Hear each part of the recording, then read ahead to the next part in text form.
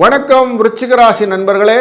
உங்கள் ராசியிலே இரண்டாம் இடத்திலே இருக்கக்கூடிய தனுசு ராசியிலே சூரியன், புதன், செவ்வாய் மற்றும் சுக்கிரன் என்ற நால்வரும் அமர குருவினால் பார்க்கப்படுவதும் சந்திரன் உங்கள் ராசியினுடைய 7ஆம் இடத்திலே அமர்வதும் நல்ல சிறப்பான பலனை தருவதாக அமைகிறது.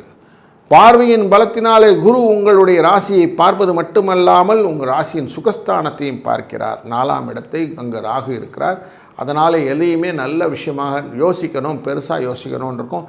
வீணான மனக்கவலைகள் மட்டும் ஓரம் வச்சுட்டு நீங்கள் பாட்டுக்கு செய்யக்கூடிய காரியங்கள் உங்களுக்கு நன்மைகளை பெற்றுத்தருவதாக அமைகிறது. சனி பகவான் உங்கள் ராசியின் 2ஆம் இடத்தில் பார்ப்பதனாலும் உங்கள் ராசியினுடைய லாபஸ்தானத்தை பார்ப்பதனாலும் செய்கிற தொழிலை நல்லா ஆழ்ந்து அகன்று யோசித்து செய்தீர்களானால் லாபம் உண்டாகும்.